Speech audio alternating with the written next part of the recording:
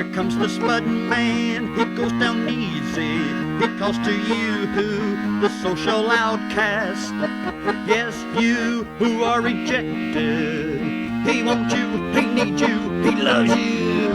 Here comes the Spud Man, he goes down easy. Here comes the Spud Man. It's the Spud Goodman Show. Let's get ready to rumble. And here he is, the head cheese meister. It's Spud Goodman. Greetings, Andarola. For the record, I am Spud Goodman. Spud Goodman. And you, I assume, are the viewer. I mean, it is possible you're just listening and not watching the screen as I talk. I mean, yeah, that would not be an ideal situation from my perspective, but it's much better than if you were just flat out avoiding the program, yeah. So if your eyes are distracted a bit, I will suck it up and accept that. You know, you're like so many others in this fast-paced world. You know, you like multitask when you're consuming your entertainment. And yeah, I also understand the choice of the word entertainment does invite scrutiny. Yeah, I mean, I can live with, say, time filler or even just like a mild distraction from boredom. Yeah. With that being said, why don't I now introduce our show's designated laugher, my Aunt Dorothy. Can you give us a decent chuckle? You bet.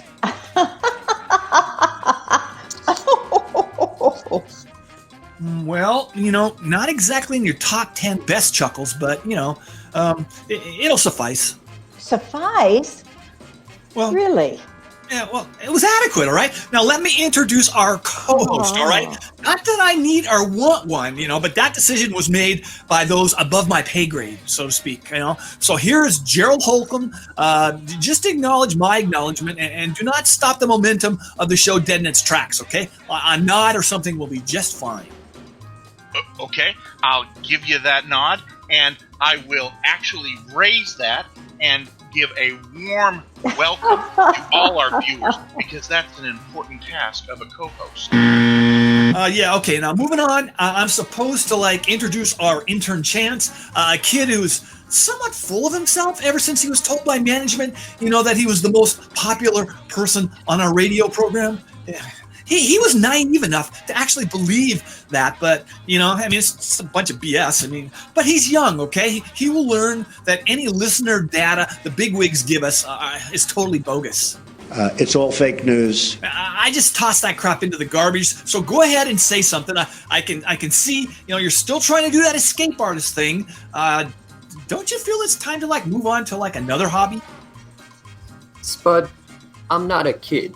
I'll soon be 22 years old, and in the not-too-distant future, I'll also be happily married to your aunt, and technically that will make me your uncle. And don't worry about my new career as an escape artist, as very soon I'll be booked on shows a lot bigger than this. Yes! Well, you know, we shall see on that. And no need to remind me that my only living aunt will soon be making the biggest mistake of her life, you know, getting hitched to you. I mean, you probably still wear pajamas with feet in the bottoms, right? Now, come on, be honest, you little whippersnapper. Come on. And you still own a few pairs of those things, right? Well, I only own one pair, and I wear it during the coldest months, Spud. I don't ever wear it in, like, the spring or summer. Spud, don't you attempt to pajama shame my sweetie Chance. That's bullying. Lock her up. Okay, you're right. I'm sorry, Aunt Dorothy, but I'm emotionally distressed that because I just don't understand why you two just don't live together, you know? Instead of getting married, why the hurry? Well, my parents don't approve of me living with a woman outside of the bounds of marriage. It's mostly my mom, and she said she made that mistake with my dad and has regretted that decision every day of their marriage. I guess she feels by living together she got kind of worn down by my dad, and when he proposed her after a year or so, just had given up on life by then, she said yes. She said it was like a case of Stockholm Syndrome and doesn't want that for me. And Dorothy, I just tune her out when she says that stuff. I know. She means well. But, Spud, did you get your save the date card? I mailed them a week ago. I didn't get it. So you actually picked a formal date? Damn, so that means this might seriously actually happen? Hey, Chance, don't you let Spud influence your decision to wait until your wedding night to have sexual relations. It's well worth the wait, trust me. Courtney, Chloe. Would someone check and see if our guest, Justin Willman, is ready to go, please? Spud, let me check. I just got a text from Trevor from the studio to say Justin is waiting to speak with you. All right, cool. You know, we've never had a magician actually do magic on the show. Okay, on the radio show, we did have both Penn Jillette, and I don't know if magician is David Blaine's actual title, as he's kind of unique, and I don't know how you describe him, but they were both great guests, but I'm anxious to interview Justin. Because, you know, he has his own Netflix show. It's called Magic for Humans. I think it's now in season 3. He's been on like The Tonight Show, Ellen, Conan, pretty much all the really big talk shows. How did we get him? Yeah, I was wondering the same thing. You know, I used to enjoy Justin when he hosted Cupcake Wars. Oh, and I know you love cupcakes, Spud. Well, yeah, absolutely. Of course, in life as it does with desserts, everything comes down to the frosting. Shut up and dribble. Do you think I could ask Justin a couple questions? As an aspiring escape artist, maybe he could give me a few tips. Chance, Justin is a magician, not just somebody who ties themselves up. We're all members of the same fraternity in show business, Gerald. As a civilian who knows very little on what it takes to be a showman, someone who could entertain an audience, you should probably keep your opinion to yourself. Yay, I will have you know that I am a card-carrying member of the entertainment industry. Myself, both as through my stand-up comedy act, you know, that I do, and also with the card tricks. Yeah, the card tricks that I do to entertain audiences. Yeah, you know, the audience you refer to is your wife and kids, but whatever. Hey, Trevor, I need you right now. Yeah. Can you put our guest through, Justin Willman, please? What? Huh? Can you put our guest through right now? I need you to do this. Can you handle it? I thought the show was over. No, I need you to put the guest through. Like now. All right. I guess that magician guy is ready to go. Here he is. This is the Spud Goodman Show. Please welcome magician, comedian, producer, and TV host, Justin Willman. Hey, we appreciate you coming on our show. It's good to be here. Thanks for having me. So all 3 seasons of your show, Magic for Humans, are up on Netflix right now.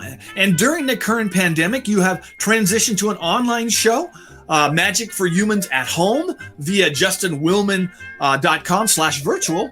Man, you're still going strong, full speed ahead during these times, huh? I feel like, you know, season 3 of my Netflix show came out in May, and, you know, obviously it's like a weird time to have this thing you were excited about pounding the pavement promoting, and what I learned is like, man, it came out at the perfect time. People needed an escape. People needed to get out of reality, and that's like what magic is made for. Obviously, it's like magic is about kind of violating the laws of reality, and the fact that this show was able to come out at a time where I think people really like craved it was great. And now that, you know, we're still in that shadow, it feels like I can't let it stop there. I kind of am craving connection, you know, and the ability to still entertain people and blow people's minds, and luckily technology lets me do that. So this used to be my dining room, now it's the Magic for Humans at Home studio, I guess, and been doing these Zoom shows for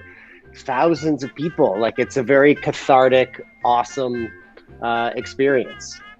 Well, speaking of like Zoom magic tricks, is there any little one you could do? I mean, nothing spectacular. We're not worthy of that. But is there any basic one that you could? I mean, we could do something spectacular. I mean, come on.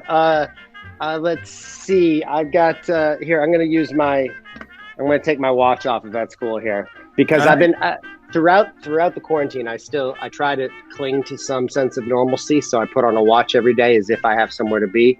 Right now, it's I guess when we're recording this right now, it's 2:35 34. I'm gonna pull the stem though. I'm gonna change the time. I'm just gonna spin it. Okay. You tell me when to stop spinning. As my Stop. dog howls. Right there. I'll stick Stop. it. I'll push it in right there. Okay. Interesting. Give me a number from 1 to 12. 7. 7. Give me a number from 1 to 59. 34. So 7 and 34. 7 and 30. Dude. That. No. Did No. we set anything up? No. No. We did not set anything up. Look No, at do exactly what time you stopped me at. No. Oh. 7:34 on the dot. Justin. On the dot. My mind is bent and it hurts. That is spectacular. That was spectacular.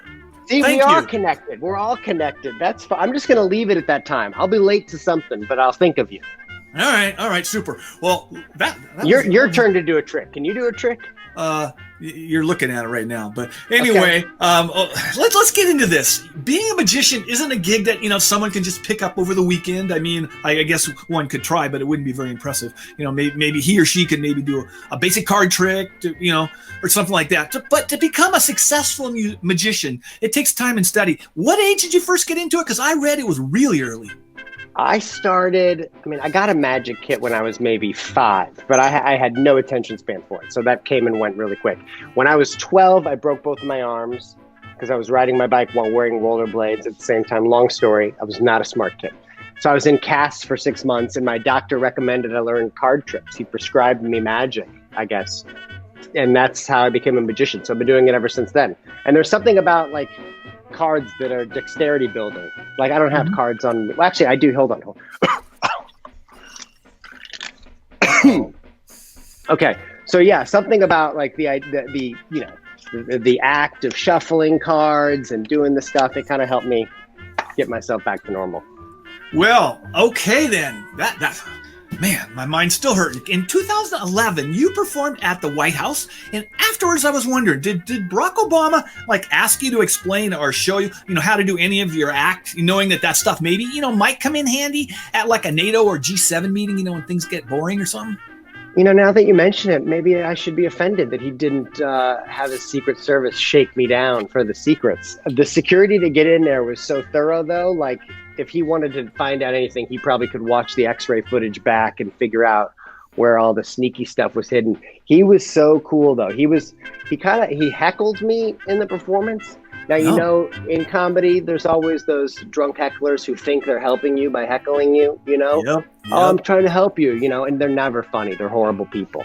However, in this case, somehow Barack Obama knows how to be a good heckler because he was it was like a hype man heckler, how's he doing this stuff? How are you doing this kind of thing? Where did that bowling ball come from? Kids, this guy's a witch, kind of like heckling, hyping. And I don't think anybody else could pull that off but him. Well, that must have been that's a most memorable moment. Most memorable moment for sure. Absolutely. Well, I know you got to go, but before you do, is there one bit of advice that maybe you would give aspiring magicians out there? I don't know. Besides, don't make yourself disappear permanently. It would come in handy, but obviously it could cause some problems, some blowback from friends and family. But what would you suggest? I think I've learned in magic. It's not about the trick. A lot of magicians think, you got to have the best trick. It's all about the trick. It's not about the trick. It's about the person. You have to be a human being. You have to be, you have to have a story to tell. You have to have something about yourself that you're sharing via the trick. And the trick could be anything. Yeah, it should be, the magic you do should be good. It shouldn't be crappy and people know how you did it. It needs to be impressive, but I think what matters most is who you are, being real and true to yourself, and having something to share through your magic. All right, super. Yeah. All right. So I hope that advice helps you. So next time we video chat, you can bust out some tricks. Well, No that would be pressure. that would be my life's dream to be able to do one trick. Uh-huh. But anyway, all right, that's another story. Well, everyone needs to know they can go to Netflix right now and catch 3 seasons worth of your show, Magic for Humans, and they can find out about your new live online show at justinwillman.com. Hey man, I really, really appreciate you taking the time to come on the program. My pleasure. I appreciate you. This was fun. There you have it, Mr. Justin Willman. This is the Spud Goodman Radio Show. All right, I'm in the mood now for some tunes. Can somebody check with our engineer Trevor to see if our musical guest is ready to go? I believe that would be my responsibility. So let me check. Actually, that would fall within my job duties as an intern. You know, in the studio, Gerald, I would let you know to let Spud know when the guests are ready. Yeah, but we're not in the studio, Chance, and until this pandemic is over, I believe that's going to be my job, and I'll handle it on my own. Well, if you say so, but don't blame me when you screw it up. Well, I feel Chance would be the wise choice to communicate guest information to you, Spud. After all, he is a highly skilled young man. Thank you, Dorothy. Well, I know for a fact he is a young man, but I don't care who tells me the information. Is Trevor there? Bring our engineer up on the screen. Yeah, okay. All right. Hey, man, are you ready to put through our musical guest? What? Can you put our musical guest through right now, the Whole Bolivian Army? Please. I could. Is that what you want me to do? Yeah, it is. Okay, cool. I'll take care of it. But like now, not later. Right now. All right, sure. Now it's fine. Here they are. This is the Spud Goodman Show. Show me exactly where I fell. Hold me, 'cause this feels like hell. More than a little lost, I'm cracked up, face down. I'm more than a little drunk, broke my chin on the ground. Save me, I got no spirit to bear. Rest me, I got nothing clean to wear. More than a little lost, I flipped out, shut in. More than a little mad, I'm living the unseen.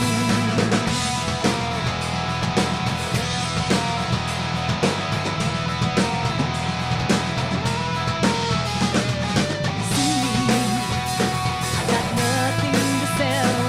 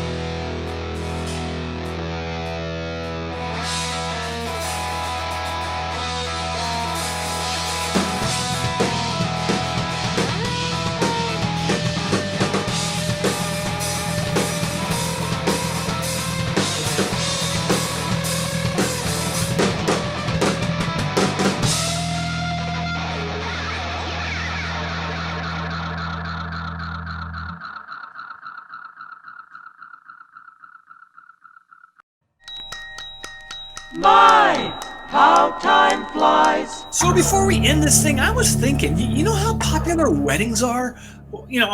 Before the pandemic hit, like those royal family, members getting hitched, and all the celebrity weddings where helicopters with, the paparazzi flying over to get pics, and that Bridezilla show too. People dig anything to do with weddings. So, Aunt Dorothy, would you allow us to broadcast your ceremony to our fans? Because we really need something to pick up the ratings on the radio show, and YouTube hits for our Zoom episodes. We could even live stream it. Just how about doing it for the team? Absolutely not. I will not turn my wedding ceremony into a circus. That's a horrible suggestion. And my sweetie Chance would never go for that. Right, honey? Well, hopefully this pandemic will be over when we do this, and really, why should we prevent those who want to watch our nuptials but can't for whatever reason? Like my parents who, don't approve of our relationship. I don't think they're coming. They threw their save the date card in the recycle after it came in the mail. Maybe they'd watch some of the ceremony on YouTube. Well, I kept my save the date chance. As a matter of fact, it's up on our refrigerator right now, and we will definitely be there, and we're looking forward to it because we love weddings. You don't think I feel bad that I invited all these people? You guys invited Gerald, huh? Whatever, just don't expect much of a gift because everyone knows he's so damn cheap. He's probably just going to re-gift something from I don't know what decade. Oh, both Chance and I felt that it would be awkward if we didn't at least extend an invitation to everyone who works on the show. We didn't feel everyone would be attending, though. We are definitely going to be there, Mrs. Jarvis, my whole family, and we will have a very nice gift for you, brand new, still in the box. Okay. We will be offering all-you-can-eat frozen yogurt, Gerald, but be aware I get first dibs, and don't hog the sprinkles, especially the mini M&Ms. Okay, Chance, I will make sure my whole family is aware of your concerns. Well, so I'm going to take this as a go-ahead to shoot the wedding ceremony, all right? No. And I'm going to tell the dude running the camera to lay off the frozen yogurt toppings. Just rest assured, all right? Okay, I need to sign off here.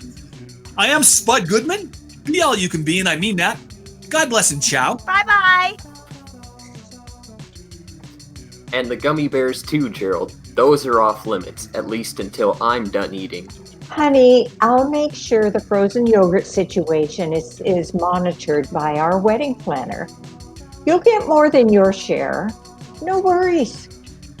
Okay. All right. Well, listen, it was great seeing you guys on our little Zoom show. Good night. Honey, I gotta go too. I'll just FaceTime with you later. Okay, Dorothy. I guess I'll FaceTime you after I'm done getting out of this. Can I go home now? I got stuff to do. Hello? Whatever.